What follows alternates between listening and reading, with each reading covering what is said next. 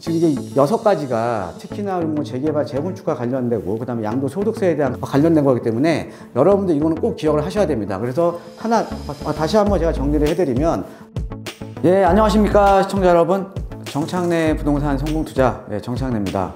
자, 여러분 이번 시간에는요, 지금 이제 2022년도 이제 달라지는 좀 부동산 세금에 대한 것들을 좀 준비를 해봤습니다. 최근에 이제 부동산에 대한 이 부동산 쪽도 이제 세금들이 너무 많이 개정이 되면서 기준일도 중요해졌고요. 그 다음에 언제부터 시행이 되는지 이런 것들이 상당히 좀 중요해졌거든요. 그래서 여러분들께서 이것만은 꼭 알아야 되는 2022년부터 달라지는 이제 부동산 세금 6가지 제가 준비해 봤습니다. 예, 이것만은 꼭 알아두시는 게 좀 좋을 것 같습니다. 어떻게 보면 투자자 입장에서도 세금을 우리가 절세할 수 있는 길이 또 이 안에 또 있거든요. 예, 그러니까 한번 보시고 여러분들께 좀 도움이 되셨으면 합니다.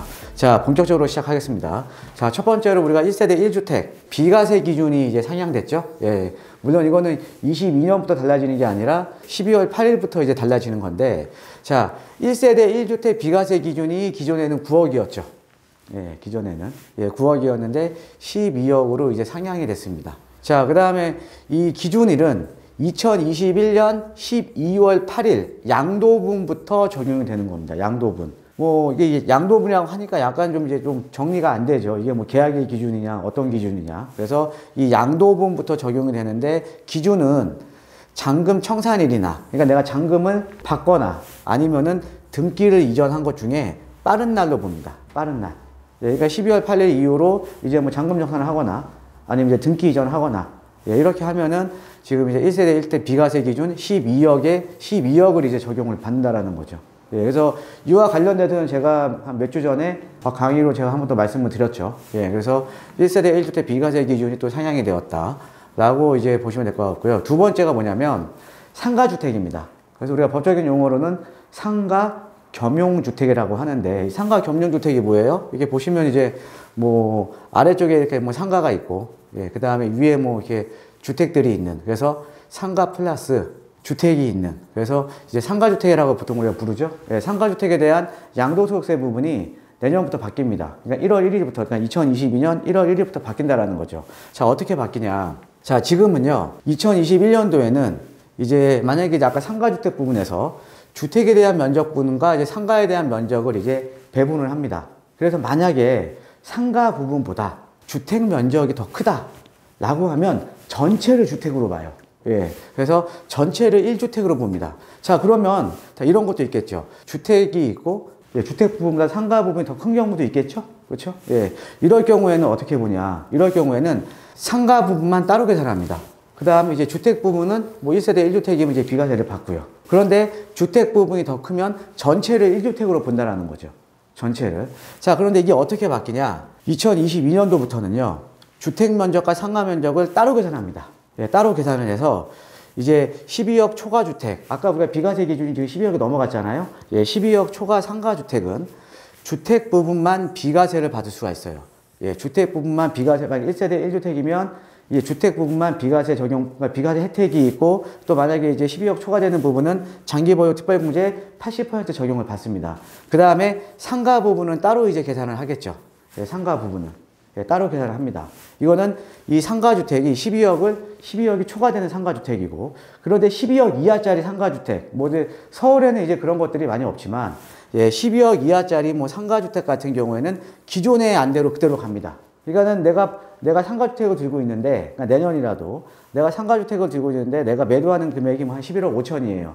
11억 5천이면 주택 면적이 더 크다 그러면 그냥 전체를 1주택으로 보고 그냥 비과세 혜택을 준다라는 거죠.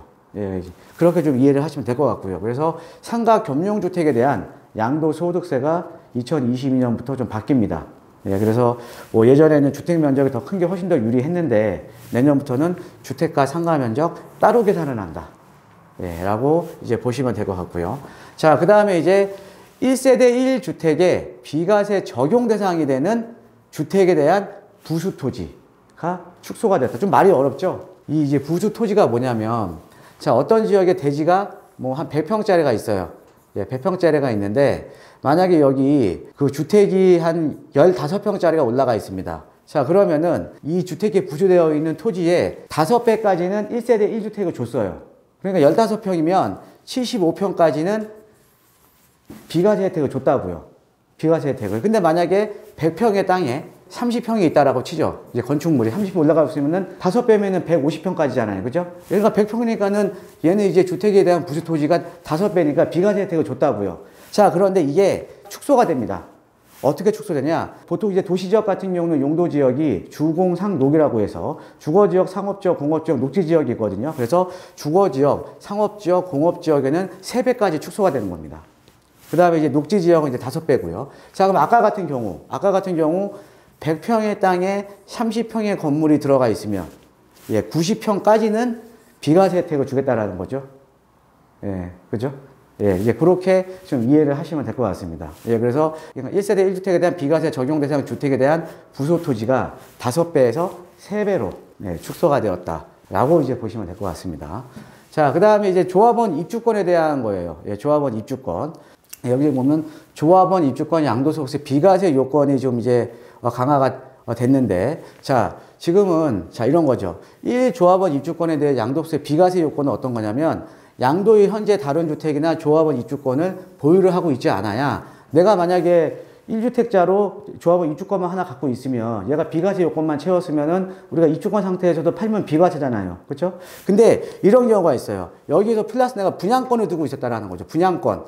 우리가 입주권하고 분양권은 틀리죠. 입주권 같은 경우는 어떤 거냐면, 내가 그 재개발 재건축으로 인한 조합원이 이제 관리처분 이후에 멸실이 되면서 주택이 없어지니까 그게 아파트를 받을 수 있는 입주권으로 바뀌는 거고, 이제 분양권은 뭐냐? 말 그대로 일반 분양 받았던 것들 이제 분양권으로 봅니다. 자, 분양권으로 보는데, 근데 기존에는 입주권 플러스 분양권이 있으면 얘는 주택을 받을 수 있는 권리로 받기 때문에 이 상태에서 얘는 주택수에 포함이 안 되니까 이 상태에서도 얘는 비과세를 받을 수 있었던 거예요. 자, 그런데 어떻게 바뀌냐? 이 비과세 요건을 정비했습니다. 그러니까는 이럴 경우 뭐 양도의 현재 다른 주택 조합원 입주권이 미부여되고, 그 다음에 양도의 현재 1주택을 소유한 경우에 주택 취득일로부터 3년 이내 조합원 입주권을 양도하면 비과세를 줬는데, 근데 이때는 분양권을 갖고 있어도 됐었다는 거죠. 분양권을 갖고 있어도. 자, 그런데 다른 분양권, 그러니까 분양권이 추가가 됐습니다. 분양권이 똑같은 조건이 가는데 분양권도 이제 갖고 있으면 안 되는 거예요. 분양권도. 그러니까 기존에는 이제 분양권 자체를 어떻게 보면 주택을 받을 수 있는 권리니까는 주택으로 안 받는데, 이제는 이제 이 분양권도 추가시키면서 입주권 플러스 분양권을 들고 있으면은 얘가 비과세가 안 된다는 거죠. 얘는데 또 이제 기준일이 언제예요? 2022년 1월 1일 이후에 취득하는 조합원 입주권부터 적용이 되는 겁니다. 그러니까 기존은 상관없겠죠. 자, 이제 그렇게 좀 이해를 하시면 될 것 같고, 그래서 여러분 입주권이랑 분양권 이거 좀 구별을 하셔야 됩니다. 자, 그 다음에 이제 조합원 입주권 적용 대상, 정비사업 범위를 확대를 했다. 이게 어떤 의미냐면요. 아까 조합원 입주권 나왔잖아요. 자, 그런데 자, 최근에 제가 이제 저희 강의에서도 제가 누차 말씀드렸지만은 앞으로 개발 사업이, 그러니까는 서울의 정비 사업에 대한 개발 방식이 상당히 좀 다양해질 거다. 뭐 역세권 개발도 있을 거고, 이제 소규모 재개발 방식도 있을 거고, 뭐 가로주택 정비 사업이나 자율 정비 사업 같은 이제 개발 방식이 상당히 좀 다양해질 거라고 제가 누차 말씀을 드렸잖아요. 이렇게 개발 방식이 다양해지다 보니까 이 조합원 입주권에 대한 사업 범위를 좀 확대를 시킨 겁니다. 그렇죠? 기존에는 입주권이라고 인정되는 정비 사업의 범위가 여러분 잘 아시는 재건축, 재개발, 그 다음에 소규모 재건축이었거든요. 자, 그런데 앞으로 정비사업에 대한 그 정비사업 자체가 이제 다양해지고 이제 앞으로 많이 활성화가 되니까 뭐예요? 여기에서 앞으로 활성화될 수 있는 소규모 재개발 사업이나 이제 가로주택 정비사업이나 자율주택 정비사업도 추가가 된다는 거죠. 그래서 이 사업으로 인해서 멸실이 되면 조합원 입주권으로 본다라는 거죠. 왜? 근데 이게 왜 조합원 입주권이 중요하냐면, 이 조합원 입주권에 따라서 뭐 대체주택에 대한 비과세 혜택 이런 것들도 있기 때문에 그러니까 기존에는 요 3가지였는데 여기에 추가로 소규모 재개발 사업이라던가 가로주택 정비 사업이라던가 자율주택 정비 사업이 추가가 된 겁니다. 이 사업으로 인해서 관리처분이 떨어지고 멸실이 되면 입주권으로 변하는 거죠. 입주권으로. 그렇게 이해를 하시면 될 것 같고요. 자, 그 다음에 다음 장을 보시면 이렇게 지금 사업 대상 범위가 확대가 됐잖아요. 사업 대상 범위가 확대가 됐으니까, 자, 뭐냐? 어떤 지역에 이런 재개발 사업에 내가 주택을 갖고 있어요. 근데 얘가 이제 멸실이 되잖아요. 얘가 앞으로 헐릴 거니까, 그러면은 멸실되는 기간 동안, 아파트로 다시 지어지는 기간 동안 대체주택을 사면 일정 요건을 채우면 얘도 나중에 팔면 비과세 혜택을 줬어요.